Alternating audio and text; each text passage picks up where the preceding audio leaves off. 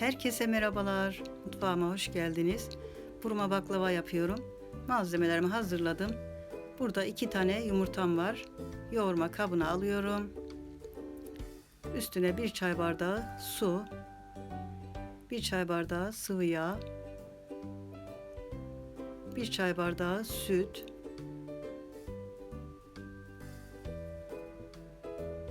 1 yemek kaşığı elma sirkesi, üzüm de olur. 1 tutam tuz, 1 yemek kaşığı da yumuşak tereyağını ekliyorum. Malzemeleri güzelce karıştırıyorum.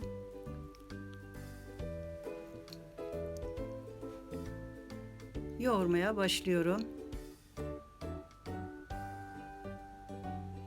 5-5,5 su bardağı arası un kullandım.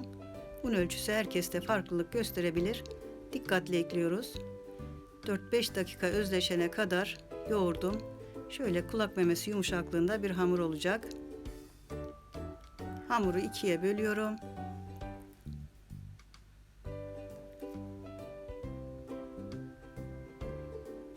Mandalina büyüklüğünde parçalara ayırıyorum.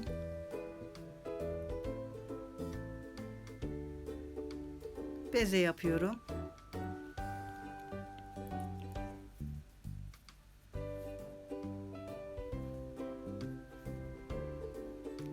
Hamurumdan 16 tane beze çıktı. Şöyle elimle biraz bastırıyorum. Altını üstünü nişastaya batırıyorum. Tepsiye diziyorum. Hepsini bu şekilde yapıyorum. Bezelerim hazır. Üstünü streç filmle kapatıyorum. 1-2 saat dinlendiriyorum hamurları. Hamurlarımız dinlenirken şerbetini hazırlıyoruz. Burada 4,5 su bardağı şekeri uygun bir tencereye aldım. Üstüne 4,5 su bardağı suyu ekliyorum. 1 tatlı kaşığı da limon suyunu ekledim. Ocağı açtım. Şeker eriyene kadar karıştırıyorum. Kaynamaya başlayana kadar yüksek ateşte, kaynamaya başladıktan sonra orta ateşte şerbeti kaynamaya bırakıyorum. Şerbetim 17 dakikada oldu. Altını kapatıyorum. Şerbeti soğumaya bırakıyorum. Bezelerim dinlendi. Şöyle bir tane alıyorum. Üstünü tekrar kapatıyorum kurumaması için. Altına üstüne bolca nişasta atıyorum. Açmaya başlıyorum.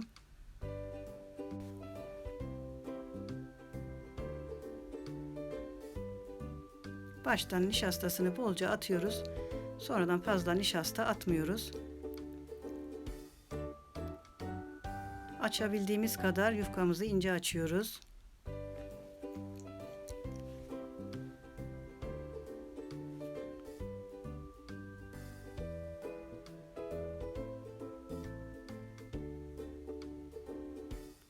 Bir paket tereyağını erittim. Üstüne çıkan köpüklerini aldım.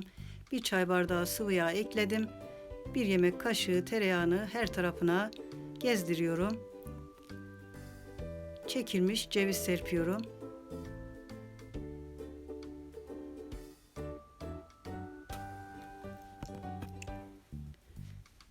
Dört kenarından çok az katlıyorum.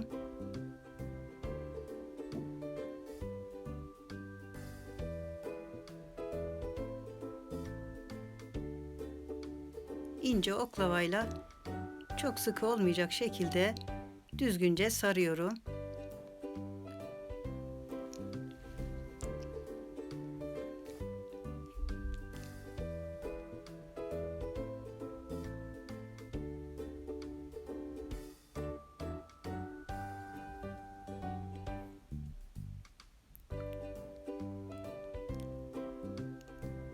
Büzüyorum.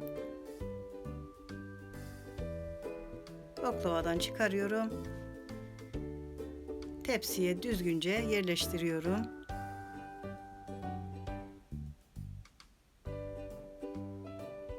Hepsini bu şekilde yapıyorum.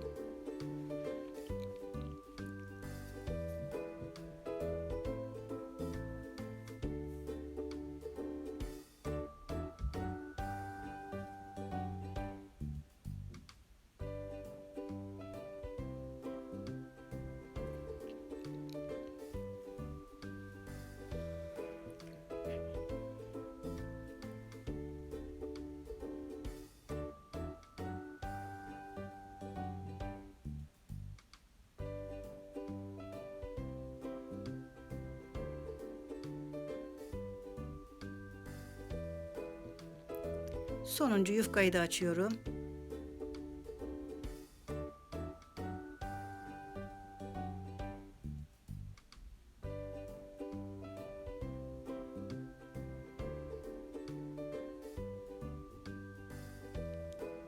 Yağını, cevizini gezdiriyorum.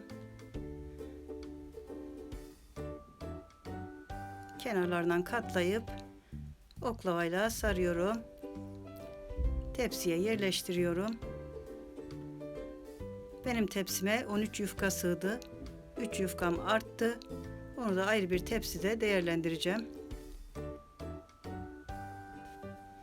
Şimdi kalan yağı baklavanın her tarafına eşit bir şekilde hepsini döküyorum. Baklavamız hazır. Önceden ısıtılmış 180 derece fırında hafif pembeleşmeye başladıktan sonra 160 dereceye indiriyoruz. Altı üstü güzelce kızarana kadar kontrollü pişiriyoruz. Baklavam fırından çıktı. Benim fırınımda 1 saatte pişti. Çok güzel kızarmış. Şimdi şerbetiyle buluşturuyorum. Baklava sıcak, şerbeti soğuk döküyorum. Baklavam hazır. Şimdi 3-4 saat dinlenmeye bırakıyorum. Baklavam dinlendi. Dilimlere ayırıyorum.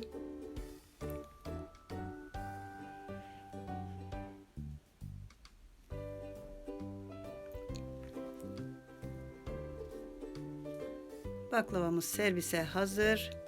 Şöyle bir dilim çıkarıp iç dokusuna da bir bakalım. Harika olmuş. Çok nefis görünüyor. Bol cevizli, çıtır çıtır. Yapanlara afiyet olsun. Yeni tariflerde buluşmak üzere. Hoşça kalın.